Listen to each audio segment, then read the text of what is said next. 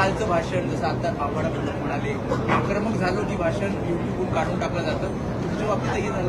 आपण साधारणपणे पाहिलं असेल आपल्या देशामध्ये गेल्या 2-3 महिन्यात जे काही सरकारला अडचणीचं येते ते लगेच डिलीट केलं जातं. मग सोशल मीडियावरनं असेल, मीडियाला असेल, आणि मला तर सांगितलं जातं की काल जी थोडी बाचाबाची झाली आणि जे आम्ही प्रश्न विचारले आणि जे आम्ही सांगितलं की राम मंदिर लुटणारे आम्हाला काही बोलू शकत नाहीत, ते आत्ता मला सांगतायत की जी अधिकृत वेबसाईट आहे महाराष्ट्र लेजिस्लेटिव्ह असेंब्लीची त्याच्यातून काढलं गेलेलं आहे.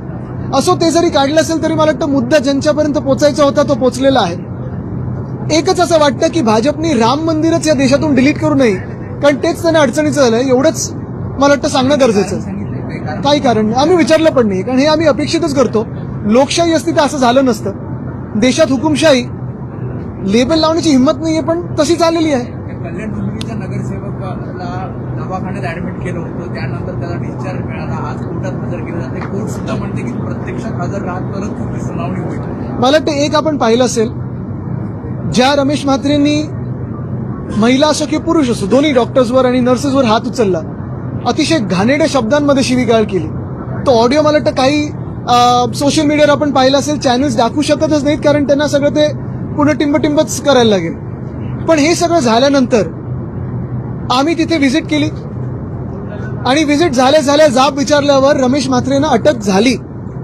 पण अटक झाल्यानंतर गृह खात्याने देखील त्यांना हॉस्पिटलमध्ये ऍडमिट कसं होऊ दिलं हे मला माहिती नाही. खरं तर नीट त्या लायकीपर्यंत आणून की आता सूज आलेली आहे, आता ऍडमिट करायची, एवढं सगळं केल्यानंतरच पोलिसांनी त्यांना ऍडमिट करायला पाहिजे होतं. पण ज्या हॉस्पिटलमध्ये तुम्ही जाऊन मारामारी करता, शिवीगाळ करता, ज्या डॉक्टरांवर तुम्ही हात उचलता, त्याच केसमधून तुम्ही पळवाट काढायला जाऊन दुसऱ्या हॉस्पिटलमध्ये लपता, ही काय मर्दांगी आली तुमच्यामध्ये? आणि एवढंच जर असेल तर हात उचलायचंच नव्हता, जाऊन माफी मागायची होती. पण माझी अजूनही मागणी राहील, कारण मुख्यमंत्री महोदयांचे जे गृहमंत्री पण आहेत त्यांचे हात कोणी बांधलेत मला माहिती नाही. पण एका बाजूला आपण पाहिलं असेल, जे गणपत गायकवाड ज्यांनी पोलीस स्टेशनमध्ये जाऊन गोळीबार केला होता ते भाजपचे आहेत म्हणून अजून जेलमध्ये आहेत, आणि हे मिंदे गटातले आहेत म्हणून लगेच त्यांना बाहेर काढण्यात आलं. म्हणजे गृहमंत्री जे मुख्यमंत्री आहेत म्हणजे फडणवीस साहेब आहेत, त्यांचे हात कोणी बांधलेले आहेत हे जरा आपण त्यांना आज विचारलं पाहिजे पत्रकार परिषद जेव्हा ते शेवटाला घेतात तेव्हा. पण अजूनही माझी मागणी हीच राहील की रमेश म्हात्रे यांचं नगरसेवक पद हे बाद केलं पाहिजे, बरखास्त केलं पाहिजे.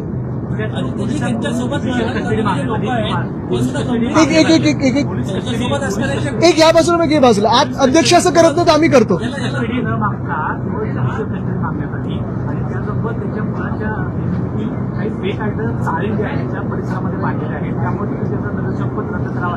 बघा, कोणाही हात उचलल्यानंतर, खास करून सरकारी अधिकाऱ्यांवर हात उचलल्यानंतर 353 तर येतोच ना, नॉन बेलेबल होतं.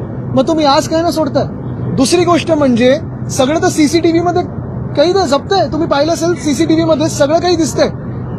हात उचललाय, मारामारी केली, शिवीगाळ केली, सगळं काही ऑडिओ सकट जर त्या सीसीटीव्ही मध्ये असेल तर अजून काय पुरावे पाहिजेत? आणि तुम्ही का त्यांना गृह खातं म्हणून, मी पोलिसांना दोष देत नाही कारण पोलीस हे गृहमंत्र्यांच्याच आदेशावर चालतात, पण त्यांना तुम्ही का हॉस्पिटलमध्ये ऍडमिट होऊ दिलं आणि का बरोबर जी काही 3rd डिग्री द्यायची होती ती दिली नाहीये? तसं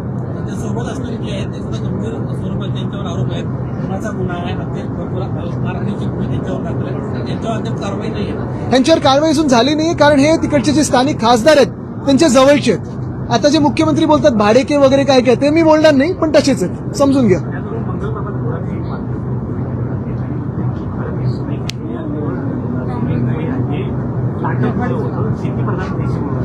मग ते बिल्डिंग क्षेत्रात का घुसलेत? करावं त्यांनी स्टार्टअप, करावं की असे शेती, लोढा काय, लोढा ऍग्रिकल्चर, लोढा स्टार्टअप, हे पण दिसेल आपल्याला.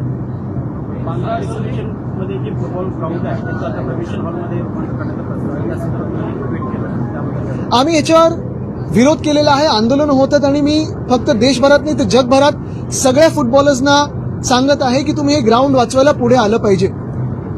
जेव्हा मी आता तुम्ही पाहिलं असेल मुंबई फुटबॉलचा अध्यक्ष आहे, गेल्या 10 वर्षामध्ये आम्ही अंधेरी स्पोर्ट्स कॉम्प्लेक्समध्ये, जेव्हा आम्ही मुंबई महानगरपालिकेत सत्तेत होतो, तिथे एक नॅचरल टर्फ फिफा लेवलचं आम्ही चांगलं फुटबॉलचं मैदान केलं होतं. तिथे आमचे 3rd division, 2nd division, 1st division, elite आणि देशातले देखील खेळपट्टू तिथे येऊन फुटबॉल खेळत होते. 64 वर्षानंतर आपल्या शहरामध्ये इंटरनॅशनल मॅच झाली होती. ह्याचा उल्लेख इंडियन फुटबॉल टीमनी देखील अनेकदा केलेला आहे. सेंट झेवियर्सचं आमचं मैदान आहे ते देखील आता बीएमसीकडे प्रलंबित आहे, ते आम्हाला हस्तांतर होणं गरजेचं आहे. तिथे देखील माझ्या कानावर आहे, तिथे स्थानिक जे भाजपचे आमदार आहेत ढापायचा प्रयत्न करत आहेत कोळंबकर साहेब. आणि हे जे बँड्राचं फुटबॉल ग्राउंड आहे, Neville D'Souza football ground, Neville D'Souza जे आम्ही नाव दिलेलं आहे, नेव्हिल डिसूजा हे किती मोठे खेळाडू जागतिक पातळीवर आपल्या देशातून होते हे तुम्ही पहिलं थोडं वाचन केलं पाहिजे, समजून घेतलं पाहिजे. आणि दुसरी गोष्ट म्हणजे आता एकमेव हे मैदान उरलेलं आहे जे आर्टिफिशियल टर्फचं जिथे फुटबॉलपटू खेळत असतात. आपण आता फिफाचं हे वर्ल्ड कप सुरू तेव्हा विचार करतो अरे भारत कधी खेळणार. काही काही देश तर असे आहेत की बँड्रा मतदारसंघापेक्षा कमी लोकसंख्या असलेले देश तिथे खेळतात वर्ल्ड कप. पण आपल्याला कधी संधी मिळणार. आणि संधी ह्याचमुळे मिळत नाहीये कारण जे फुटबॉल ग्राउंड आहेत ते हे सरकार ढापायचा प्रयत्न करते. 1979 साली कधीतरी भाजपचं तिथे कन्व्हेन्शन झालं होतं आणि म्हणून आता मुख्यमंत्र्यांच्या मनात आलेलं आहे की हेच ग्राउंड घ्यायचं, कन्व्हेन्शन सेंटर बांधायचं. एक तर बाजूला लीलावती हॉस्पिटल आहे, गल्ली छोटी आहे, ट्रॅफिक वाढणार आहे. विंग्स म्हणून एक आहे त्याचा घोटाळा आहे, तो मी वेगळा काढणारच आहे कारण ते ग्राउंड देखील ढापलेलं आहे, एका संस्थेने ढापलेलं आहे, त्याच्यावर चार्ज लावला जातो जे फुकट असायला पाहिजे, मोफत असायला पाहिजे. पण हे सगळं झाल्यानंतर त्या ग्राउंडला जे कन्व्हेन्शन सेंटरला भाजपच्या नेत्याचं नाव द्यायचं. मुळात तरुण मुला-मुलींना, लहान मुला-मुलींना मुंबईत मोकळी मैदानं ठेवायचीच नाहीत, सगळं काही बिल्डरांच्या घशात घालायचं. असं इथून निघता आणि केंद्र सरकारकडे जाता आपल्या मुख्यमंत्री महोदयांनी ठरवलेलं आहे. मिसिंग लिंक नंतर समृद्धीवर आता बरेच खटले आणून राहिले आहेत, त्यासोबतच अनेक प्राण्यांचा वापर होतो आहे, त्यामुळे ऍक्सिडेंटची शक्यता अधिक जास्त वाढली आहे. तुम्ही एक काम करा, ठाण्यामध्ये जो कोपरी पूल आहे 2 वर्षापूर्वी उद्घाटन झालं, तिथे किती खोल खड्डे झाले ते बघा. समृद्धी महामार्ग 50 फूट तरी मला सपाट आहे का विचार सांगा जाऊन. तसंच मी मिसिंग लिंक बद्दल आम्ही सांगत होतो, माझ्यासोबत त्या दिवशी होते एक, ते गेले तिथे, त्यांना पण थोडा धक्का बसलेला की 50 फूट देखील सपाट नाहीये. मुख्य गोष्ट हीच आहे की जिथे जिथे भ्रष्टाचार झालेला आहे तिथे महाराष्ट्र म्हणून आम्ही प्रश्न विचारणार, महाराष्ट्रातली जनता प्रश्न विचारणार. हे जर मुख्यमंत्र्यांना झोंबत असेल तर कितीही झोंबलं तरी आम्ही थांबणार नाही. शेतकरी सरसकट कर्जमाफीची मुदतवाढ पुन्हा एकदा देण्यात आली आहे, त्यामुळे आश्वासन शेतकऱ्यांकडे दिलं होतं, तर पुन्हा एकदा फेल ठरलंय. हे सरकार कोणाचंही नाहीये. शेतकऱ्यांच्या आत्महत्या वाढत चालल्यात, शेतकऱ्यांचं तुम्ही हाल पाहत काय, तरी देखील सरकार मजा मस्ती करते. भ्रष्टाचार पैसे आहेत, आमदार खासदार विकत घ्यायला पैसे आहेत, पण शेतकऱ्यांना मदत करायला पैसे नाही. जे 6 खासदार आमचे विकत घेतले यांनी, हेच जे सगळे पैसे शेतकऱ्यांमध्ये वाटप केलं असता तर अनेकांची कर्ज सरसकट माफ झाली असती. विरोधी पक्षाची एवढी भीती आहे की एक दिवस पण यांना विरोधी पक्ष नेता कोणाला अपॉइंट करता येत नाही. अगले जी कल हमने देखा कि इस तरह से मतलब परसों पवार साहब आके बैठे राष्ट्रीय टिकट में बैठे थे, आज सुप्रिया सुले ताई ने उसको एक बयान दिया हुआ है.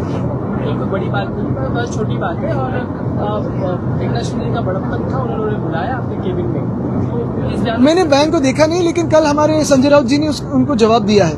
लेकिन सवाल ये है कि जिस तरह से उसने महाविकास आघाड़ी में देखा कि हम तो गए नहीं है तो हम क्यों जवाब दें. ते म्हणत होते की उद्धव ठाकरे जर अजित पवारांना भेटत असतील त्यावेळी म्हणजे मुख्यमंत्री झाल्यानंतर ते पण भेटत होते. पण मुख्य गोष्ट ही आहे की फोडाफोडीचं राजकारण आज आपल्या राज्यामध्ये जर पाहिलं तर भ्रष्टनाथ मिंदे यांनी केलेलं आहे. आणि हे भ्रष्टनाथ मिंदेंचा हात समृद्धीमध्ये आहे, भ्रष्टनाथ मिंदेंचा हात मिसिंग लिंकमध्ये, भ्रष्टनाथ मिंदेंचा हात कोपरी पुलाच्या खड्ड्यांमध्ये, भ्रष्टनाथ मिंदेंचा हात ही जे झाडं पडतात त्यांच्यामध्ये. आणि हेच भ्रष्टनाथ मिंदे जेव्हा पाऊस पडत होता कोणी प्रश्न विचारू नये म्हणून सलाईन लावून बसले होते. खोटं नाटक होतं त्यांना उत्तर देता येत नाही म्हणून ते लपत होते. जिस तरह से रमेश म्हात्रे ने दादागिरी की, दूसरा नजारा आज भाजपा के सांसद का मिल रहा है महाड़ से. बिल्कुल. तो आपको लगता है कि दादागिरी का दौर शुरू हो रहा है और अस्पताल में वही भर्ती हो रहे हैं जहाँ के डॉक्टर को उन्होंने दादागिरी का दौर यानी आपने देखा होगा एक सांसद बोलते हैं हम बम फेंकेंगे, वो भी पत्रकारों को धमकी देते हैं, कहते हैं कि आपको हम खाना देते हैं जैसे कि कोई उपकार कर रहे. कोई एक्शन हुई. रमेश म्हात्रे सरकार ही उनका बचाव करी है. डॉक्टर्स पे हाथ उठाया, जिन डॉक्टर्स ने कोविड के समय पे खुद की जान की परवाह न करते हुए हम सभी की जान बचा रहे थे, उन्हीं पे आज उन्होंने हाथ उठाया. हॉस्पिटल में उनको छुपाया गया. वैसे ही महाड़ की आज जो घटना है, क्यों करे कोई काम. यही बात है कि ये दादागिरी क्या, ये चिंदी चोर है, सिर्फ आवाज करना जानते हैं बस. महाराष्ट्र के सीएम का जो शब्द था मराठी भाषांसंदर्भातला मुद्दा सभागृहात आज उपस्थित करण्यात आला. जवळपास 10 लाख मराठी भाषांसंदर्भात तपासणी करण्यात आली आणि मोठ्या प्रमाणावर महसूल सुद्धा वसूल करण्यात आला असं उत्तरात सांगितलं. मराठीचा मुद्दा पुन्हा एकदा सभा मला वाटतं दोनच गोष्टी आहेत ना. मराठी पाट्यांचा विषय तर आम्ही सगळे लावून धरतच आहोत, पण आपण अध्यक्ष महोदयांचं मराठी ऐकलंच असेल. दीनदयाळ मंगेशकर आले होते त्याच्यात, आणि त्यानंतर देखील आपण काल मुख्यमंत्री बघत होते, त्यांना नवीन शौक आहे हिंदीमध्ये दमदाटी करायची. कदाचित ते आता केंद्र सरकारची जी जबाबदारी, आणि मी परत म्हणतोय की त्यांचं शेवटचं अधिवेशन मुख्यमंत्री म्हणून आहे, आता केंद्र सरकारची ती तयारी करायला लागलेत, म्हणून काल हिंदीत बोलत होते. आदित्य जी, यही सवाल है कि जिस तरह से कल उनकी भाषा थी सीएम की, इसके पहले देखने को नहीं मिली और दादागिरी के रूप में दिखाई दे रहे थे, और उनसे जवाब मांग रहे हैं महाराष्ट्र, लेकिन उनका धमकी भरा संदेश. उनकी धमकी विपक्ष को नहीं थी, उनकी धमकी हर उस व्यक्ति से थी जो इस राज्य में हो या देश में हो, सवाल उठाने के, सवाल पूछने के, जो भ्रष्टाचार है उस पे सवाल पूछने की हिम्मत करती है, उनके खिलाफ वो धमकी थी.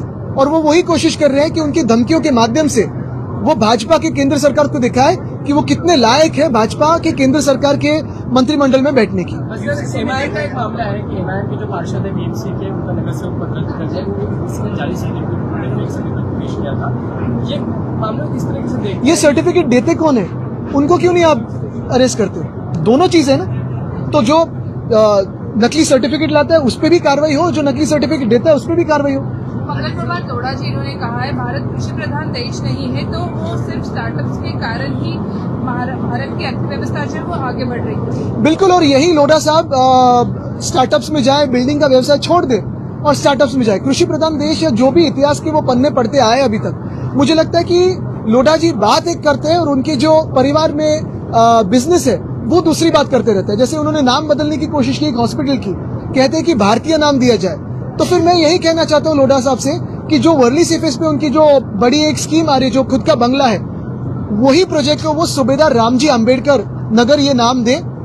मैं उनका स्वागत तो करूंगा, उनका सत्कार भी करूंगा. से ये बयान आ रहा है कि आपको लगता है ये कई सारे जो किसान हैं उनका अपमान हो सकता है? बिल्कुल, क्योंकि यही भाजपा है जो किसानों को अर्बन नक्सल कहती है, यही भाजपा है जो किसानों को माओवादी कहती है, यही भाजपा है जो विद्यार्थियों को दहशतवादी कहती है. तो भारत और भारतीय जनता पार्टी, इसमें बहुत बड़ा अंतर है, अभी हम जानने लगे हैं. अजीत चौहान जी कह रहे हैं कि केंद्र सरकार जो है एनसीपी शरद पवार पार्टी के कुछ सांसदों पर दबाव डाल रही है, ऑपरेशन तुतारी के तहत ये किया जा रहा है. नहीं, देखिए, ये ऑपरेशन टाइगर, ऑपरेशन तुतारी नहीं है. ये सारे ऑपरेशन देवेंद्र फडणवीस है, और डिलिमिटेशन करके उनको तो दो चीजें करनी है. यहाँ तो मुख्यमंत्री बदलने हैं, लेकिन डिलिमिटेशन करके वहाँ केंद्र सरकार में महामानव डॉक्टर बाबा साहब अम्बेडकर ने जो हमें अधिकार दिए वो छीन दें आपसे.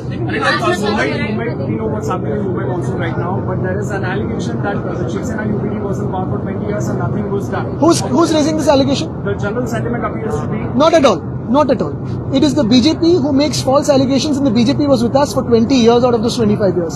For the last 12 years, the BJP has been in power. We have shown our work. Show me one city that the BJP has ruled in the last 12 years with its double-engine sarkar and the city has progressed. I can show you 50 cities that the BJP has taken behind. The other thing is, in the last 2 years, 21-22, we created a rainwater holding tank in Milan subway. Show me one work like that the BJP has done. We made a flood control tank in Hindmata and Gandhi Market. Show me one thing like that the BJP has done. We started working on desalination so that we don't remain monsoon dependent. Show me one work like that the BJP has done apart from creating religious polarization. Sir, UCC को लेकर आपकी राय जाननी है, क्योंकि जिस तरीके की समिति गठित की उसमें एक भी माइनॉरिटी कम्युनिटी का सदस्य इसमें शामिल नहीं है. मेरी सिर्फ दो राय है यूसीसी पे. पहली राय यही है कि मुख्यमंत्री महोदय ने कहा है कि वही टेबल करेंगे नागपुर में. मैं सिर्फ इतना पूछना चाहता हूं कि क्या वो अश्योर्ड है कि वही टेबल करने वाले हैं कि कोई दूसरा आके टेबल करने वाला है. और दूसरी बात यह है जो मैंने कल कहा कि आपने देखा होगा राम मंदिर पे जो सवाल उठाए गए, राम मंदिर का जो भ्रष्टाचार है, राम मंदिर की दान पेटी से चोरी हुई है, उज्जैन की भूमि में चोरी हुई है, अभी बद्रीनाथ की दान पेटी से चोरी जो है वो भी आगे आ रही है. कल हमारे एक विधायक ने तुलजापुर मंदिर का विषय उठाया है. तो ये सारे इशू से डिस्ट्रैक्ट करने के लिए कोई दूसरा इशू ले रहे. महाविकास आघाडी आपको लगता है आता तेवढं मी आता महाविकास आघाडी इंटैक्ट आपको लगता है कि जिस तरह से आपकी नाराजगी राष्ट्रवादी कांग्रेस में क्योंकि जब शरद पवार साहब को जब देना था सांसदी, उस वक्त आपने भी आपकी पार्टी को आपने प्रोजेक्ट किया था कि आपकी जगह है. कोई नाराजगी नहीं है और उनके खिलाफ भी कोई नहीं है. बात यही है, संसद के टाइम यही था कि रोल कॉल में हमारा आंकड़ा पहला था, हमारा नंबर पहला था, इसलिए हम दावा कर रहे थे. पवार साहब सबसे सीनियर है, लेकिन कल जो घटना घटी है, राउत साहब ने भी बयान दिए हैं, जो उनको दुख हुआ है वो व्यक्त हुआ. और हम यही चाहते हैं कि कोई भी महाराष्ट्र से जो महाराष्ट्र लूट रहा है और जो राम मंदिर लूट रहा है उसके साथ ना बैठे.